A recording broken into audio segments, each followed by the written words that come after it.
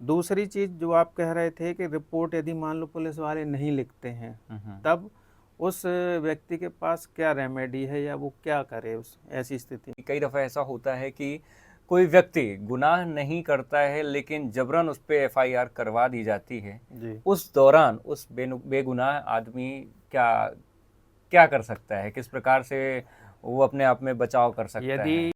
अगर हम चौराहे पे रहते हैं या फिर किसी सार्वजनिक स्थान में रहते हैं तो पुलिस वाले हाथापाई कर देते हैं या मारपीट करने लग जाते हैं। एक आम इंसान वर्दी में होने के नाते पुलिस पर कभी हाथ नहीं उठाता है। तो उस दौरान क्या वो पुलिस के ऊपर भी एफआईआर करवा सकता बिल्कुल है? कर सकते। नमस्कार दोस्तों, तो कैसे हैं आप? मैं संजय गुप्ता, आप सभी का हमारे इस पॉडकास्ट में बहुत-बहुत स्वागत है। दोस्तों, आज हम जिस विषय में चर्चा करने वाले हैं वो आपको जानना बहुत ज़रूरी है। बेहद ज़रूरी इसलिए है क्योंकि आज भी कई सारे लोग इस विषय से अनजान हैं। जी हाँ, जिस विषय पे आज हम चर्चा करने वाले हैं उस विषय का टाइटल है एफआईआर। एफआईआर क्या होती है, कैसे दर्ज करते हैं और कभी-कभी ऐसा होता है जब आप एफआईआर दर्ज करवाने जाते हैं तो आपकी एफआईआर पुलिस वाले दर्ज नहीं करते हैं थाना पे, तो उस पर आप क्या कर सकते हैं, आज हम डिटेल से चर्चा करने वाले हैं। आज हमारे साथ हमारे स्टूडियो में हैं हरिशंकर कोरी सर, जो कि लॉ प्रोफेसर हैं, और सर से ही हम इस एफआईआर के विषय पे चर्चा करने वाले हैं। सर, आपका बहुत-बहुत स्वागत है हमारे इस नमस्कार पॉडकास्ट सर, पे। Thank you sir. तो सर, एफआईआर जैसा कि नाम पूरी दुनिया जानती है एफआईआर, तो एफआईआर होती क्या है सर? एफआईआर जो होती है, ये शॉर्ट फॉर्म है एफआईआर। जी। इसका जब हम फुल पढ़ेंगे इसको या लिखेंगे तो इसको बोला जाता है फर्स्ट इंफॉर्मेशन रिपोर्ट, फर्स्ट यानी कि इंफॉर्मेशन रिपोर्ट। प्रथम सूचना प्रतिवेदन या रिपोर्ट। जी। आज जैसे हम सब जानने लगे हैं कि भारत में 1 जुलाई से नए कानून 3 नए कानूनों को इंट्रोड्यूस किया गया है, जी, लागू किया गया लागू है। हो गया। पहले जो एफआईआर लिखी जाती थी भारतीय दंड प्रक्रिया संहिता के तहत, धारा 154 के तहत, जी। 154 के तहत लिखी जाती थी। हम्म। और अभी जो नए प्रावधान आए हैं वो भारतीय नागरिक सुरक्षा संहिता के अंतर्गत इसको 173 धारा के अंतर्गत रखा गया है। पहले जो प्रावधान था उस और आज नए जो कानून लागू है उसमें कुछ अंतर आया है जो लोगों को जानना जरूरी है। बिल्कुल। सबसे पहले ये दिमाग में प्रश्न आता है कि एफआईआर कौन कर सकता है। किसी को ये लगता है कि जो पीड़ित है या जो जिसके साथ कोई घटना घटी है उसका परिवार के लोग हैं वही एफआईआर करेंगे, या जिसके साथ कोई घटना घटित हुई है वो एफआईआर करेंगे, लेकिन ऐसा नहीं है। एफआईआर कोई भी व्यक्ति किसी भी घटना के संबंध में जो उसके सामने घटित हुई हो, जिसने देखा हो, उसको जानकारी हुई हो, या कोई एक्सीडेंट उसके सामने हुआ है, कोई दुर्घटना हो गई है, तो वो रिपोर्ट दे सकता है। ऐसा नहीं है कि जो पीड़ित पक्ष है वही एफआईआर करेगा। तो एफआईआर किसी भी व्यक्ति के द्वारा की जा सकती है, किसी भी विषय पे की जा सकती किसी भी विषय पर नहीं। है। अच्छा। मतलब ये है कि जैसे कोई घटना होती है उसकी पुलिस को हम सूचना देते सूचना दे हैं सकते कि ये फला फला घटना घटित हुई है, जी। ताकि उसको वो इन्वेस्टिगेट करेंगे। तो ये जरूरी नहीं कि हमारे साथ घटना होगी तभी हम रिपोर्ट करें। जी। मान लीजिए कोई व्यक्ति हमारे सामने से जा रहा है, उसका एक्सीडेंट हो गया है और उसकी हालत ऐसी नहीं है कि वो कोई रिपोर्ट कर सकता है, जी। जी। और हम उसको देखने के बाद संबंधित थाने में तत्काल उसकी सूचना दे सकते हैं कि ये घटना हो गई। मान लो हमारे पड़ोस में कहीं कोई घर ऐसा है जो लॉक्ड है, वहाँ के लोग कहीं यात्रा पर गए हुए हैं और उनके घर में चोरी हो जाती है, तो जब वो आएंगे लौट के तब एफआईआर होगी, ऐसा नहीं है। यदि हम अच्छे पड़ोसी हैं और हमें जानकारी हो गई कि इनके घर में चोरी हुई है, तो तत्काल हम भी उसकी इन्फॉर्मेशन दे सकते हैं। एक जो बड़ा बदलाव हुआ है नए कानून में, सबसे अच्छा बदलाव ये हुआ है कि एफआईआर पहले जो होती थी जिस थाने के क्षेत्राधिकार के अंदर घटना घटती थी वहाँ पर होती थी, ये पुराना कानून था। लेकिन अब स्थिति ये है कि मान लीजिए आप उस घटना क्षेत्र से बाहर भी चले गए हैं जहाँ घटना हुई है, किसी भी थाने में उस क्षेत्राधिकार का विचार किए बिना रिपोर्ट हो सकती है। ये नहीं है जैसे मान लीजिए यहाँ कोई एक्सीडेंट होता है और एक्सीडेंट सतना में होने के बाद उसकी स्थिति ऐसी है कि उसको तत्काल रीवा रेफर किया गया है, तो रीवा में जाने के बाद भी वो रिपोर्ट रीवा में भी कर सकता है। किसी भी थाने में मान लो कोई ऐसी कोई महिला है जो दहेज प्रताड़ना से पीड़ित है, उसके ससुराल वालों ने उसको परेशान करके घर से निकाल दिया है और वहाँ पर उसको डर है कि वो रिपोर्ट नहीं कर सकती है, तो वो कहीं पर भी सुरक्षित स्थान पर जाके रिपोर्ट कर सकती है। महिलाओं के लिए पहले भी प्रावधान था, लेकिन अब सभी के लिए हो गया है। हाँ, पहले कई दफ़ा ऐसा होता था कि थाने पे जाओ तो बोलते थे ये हमारी सीमा नहीं है, हाँ, इस वजह से हम नहीं कर तो सकते, वहाँ जाइए। ये कंडीशन को अब हटा दिया गया है। अब हुँ, कहीं पर भी रिपोर्ट की जा सकती है, ये सबसे बड़ा फ़ायदा हुआ है। जी। दूसरी चीज़ जो आप कह रहे थे कि रिपोर्ट यदि मान लो पुलिस वाले नहीं लिखते हैं, हुँ, हुँ। तब उस व्यक्ति के पास क्या रेमेडी है या वो क्या करे उस ऐसी स्थिति में। तो 173 में ये प्रावधान किया गया है कि यदि मान लो हम जाते हैं रिपोर्ट करने और संबंधित थाने वाला रिपोर्ट हमारी नहीं लिखता, जो थाना प्रभारी है जी। उस समय, तब अपनी रिपोर्ट को हम लिखकर सादे कागज़ में एक आवेदन के रूप में लिखकर और संबंधित जो एसपी हैं वहाँ पर, पुलिस अधीक्षक महोदय, उनके यहाँ हुँ, उनके कार्यालय के लिए हम बाई पोस्ट उसको सेंड कर सकते हैं। तो हमको जाने की आवश्यकता भी नहीं है, एसपी साहब के कार्यालय हम भेजेंगे, उसके बाद वो उस पर संज्ञान लेकर उस पर कार्रवाई करेंगे और उसको एफआईआर के रूप में कन्वर्ट कर सकते हैं। ये बड़ा फ़ायदा है। हुँ, दूसरी चीज़ जो लोगों को जानने की होती है कि एफआईआर होगी कैसे, हुँ, तो एफआईआर पहले 2 मोड में हुआ करती थी, 2 प्रकार से, मौखिक रूप से और लिखित रूप से। इस बार जो कानून बदला है भारतीय नागरिक सुरक्षा संहिता के अंतर्गत, इसमें 3 मोड आ गए हैं। हम मौखिक रूप से भी अपनी शिकायत दर्ज करा सकते हैं जाकर, हुँ, लिखित रूप में भी कर सकते हैं, और अब इंटरनेट के माध्यम से ऑनलाइन एफआईआर भी हम कर सकते हैं।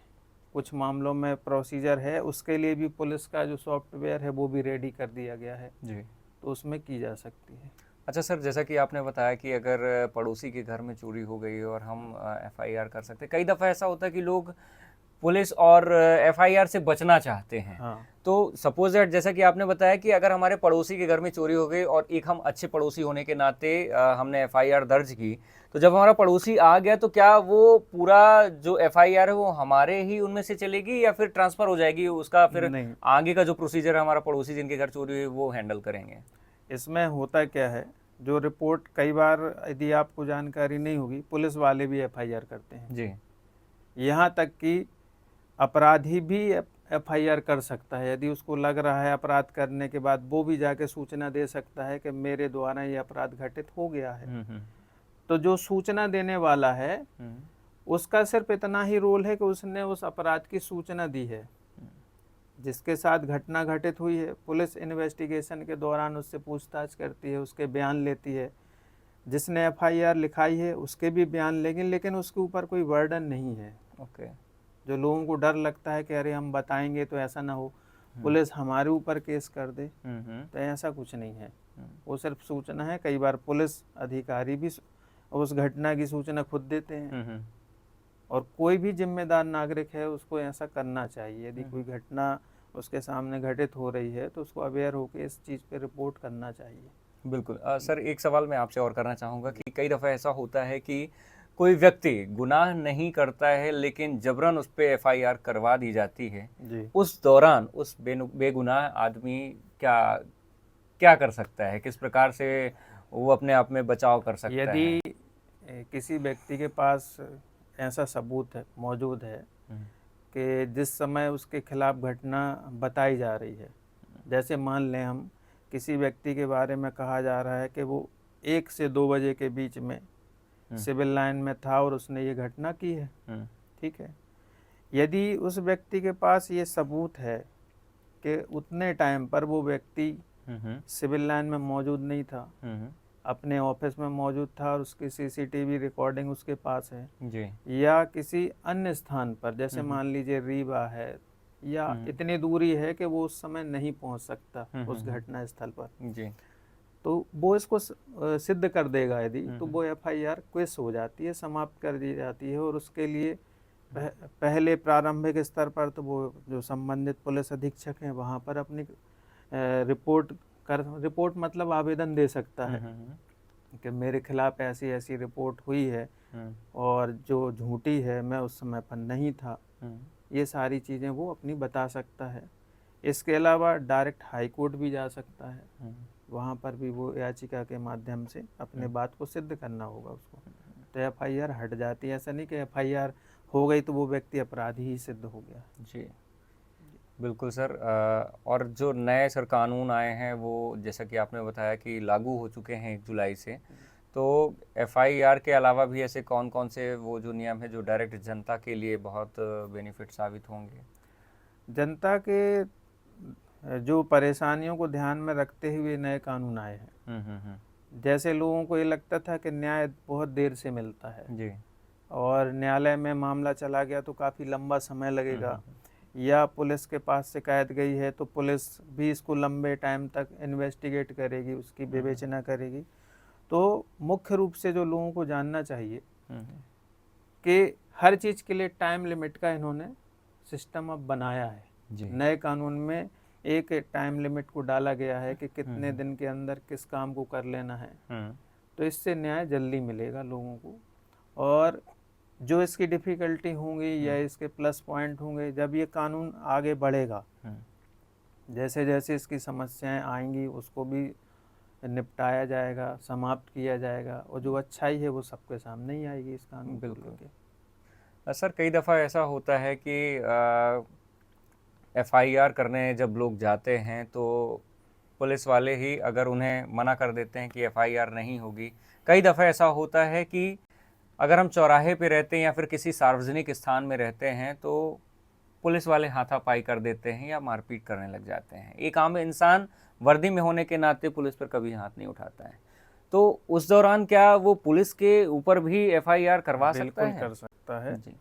कानून में सभी लोग समान हैं।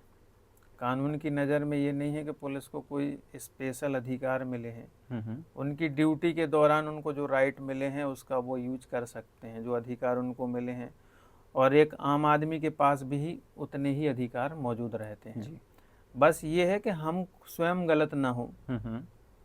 पुलिस वाले यदि कोई ऐसे हाथ उठाते हैं जो इल्लीगल तरीके से है, हमारी उसमें कोई गलती नहीं है, तो उनके खिलाफ भी कार्रवाई होती है। अच्छा। संबंधित उनके पुलिस अधीक्षक जो हैं, वरिष्ठ अधिकारी, उनके समक्ष शिकायत यदि पहुंचती तो उनके खिलाफ कार्रवाई होती है। जी। ये नहीं है कि वो उनको कोई राइट मिला हुआ है। राइट सबको समान मिले हुए हैं कानून में। बस ये है कि लोगों को अवेयरनेस नहीं है। कुछ गलती व्यक्ति स्वयं भी करता है नागरिक होने के नाते, जैसे उसको जो राइट नहीं है उनका गलत इस्तेमाल करते हैं। जी। तो ऐसा नहीं है कि झड़प होगी तो पुलिस के खिलाफ कार्रवाई नहीं होती। बिल्कुल बिल्कुल सर, आपका बहुत बहुत धन्यवाद सर कि आपने एफआईआर से संबंधित बहुत सारी जानकारियां जो हैं जो हमारे दर्शकों तक पहुंचाई हैं, क्योंकि आज भी लोगों को सही जानकारियां ना हो पाने की वजह से बहुत सारी परेशानियां झेलनी पड़ती हैं। कई दफ़ा ऐसा होता है कि इंसान परेशान भी हो जाता है। तो बिल्कुल सर का बहुत बहुत धन्यवाद जिन्होंने एफआईआर से संबंधित कि कैसे आप एफआईआर दर्ज करवा सकते हैं और यदि आप बेगुनाह हैं तो उस अपने बचाव में किस प्रकार से अपने आप को सही साबित कर सकते हैं। बहुत सारी बातें जो कि सर ने हमारे साथ चर्चा की और आप तक ये बातें पहुंचाई, तो इसके लिए सर का बहुत बहुत शुक्रिया। और दर्शकों आपका भी बहुत बहुत धन्यवाद वीडियो देखने के लिए, और ऐसे ही हमारे साथ बने रहें, हमारे साथ जुड़े रहें। मिलते हैं अगले वीडियो में, तब तक के लिए नमस्कार।